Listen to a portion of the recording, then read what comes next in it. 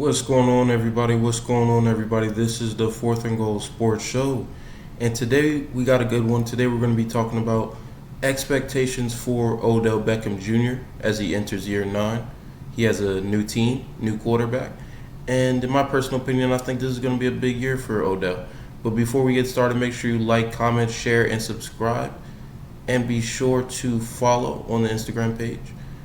And let's go ahead and get right into it. So when it comes to Odell Beckham Jr. this season, I really believe he's going to have a big year. And I really believe this is going to be one of his biggest seasons since those New York Giants, Eli Manning days. I really believe that. I believe this is the most talented quarterback he's had in his career. Not only that, I believe this is probably, aside from Eli and Stafford, this is probably on the all-time charts as of right now. This is probably his, one of the best quarterbacks he's had. Let's just put it like that. Lamar Jackson, former MVP. A lot of people want to disrespect his passing ability, but the people who know football, the people who aren't just talking heads, they know Lamar Jackson is an elite quarterback. When he's healthy for a full season, his team's going to do damage. His team's going to get it done.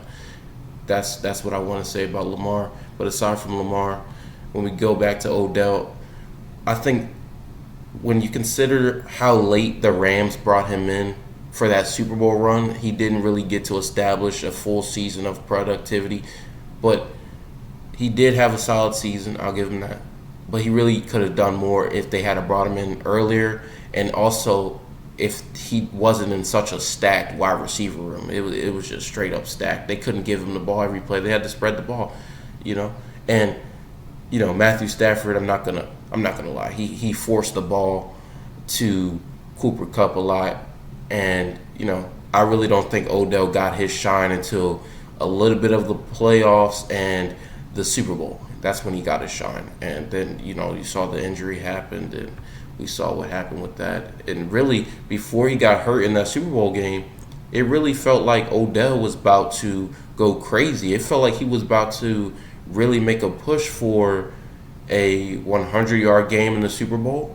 And it really made me think, Odell's really about to make a push for a Super Bowl MVP. And that would have been insane. The internet would have blew up if that had happened. But obviously we know what happened with that, and I'm just glad that he's fully recovered now. He's with the Ravens. But if we even look back to the Browns days with, him being wide receiver 1 there, you had Jarvis Landry wide receiver 2, and you had Baker Mayfield as QB1. Those days really, I'm not going to lie, it really brought down Odell's productivity from a mix of injuries, and even when he was healthy, you got to deal with Baker. You don't want to leave the Vikings with another timeout. 3rd and 5. Mayfield has time going deep. He's got Beckham, and he throws in back of him. He had him indeed. It really affected Odell as far as like his productivity. It made Odell seem like he wasn't doing what he was supposed to do, and all the blame can't be put on Baker. I'll admit that Odell did have a drop-off. But for the 2023-2024 season, right off the bat, I have Odell Beckham going for 500 receiving yards, 50 receptions. That's a big one right there. I got him going for 50 receptions. And then when it comes to touchdowns, I got him going for a solid 7 touchdowns. I think that, like I said before, this is going to be a big year for Odell. It's going to be a big year. I have this being one of the biggest years since those Giants days. And I think he's going to have a good connection with Lamar Jackson.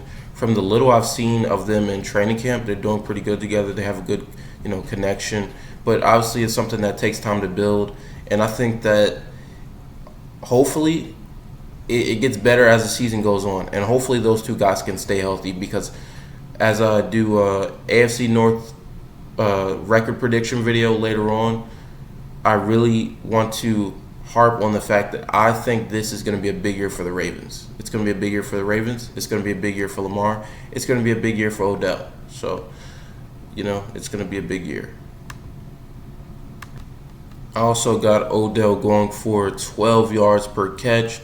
And believe it or not, I think he still has some speed in him. You know, despite the injuries, despite, several torn ACLs, I think he's still got some speed in him. I'm going to go for 60-plus yards as his longest catch of the season. Would you ask me, if you were to ask me, hey, do I take Odell in fantasy? Shoot, he might be a solid pick. He might be a sleeper there. And, so that's my take on Odell this season. I really think he's going to have a solid season. He's going to surprise a lot of people. And for those who, are hyped for Odell this season, I think he's going to, he's going to be solid for them.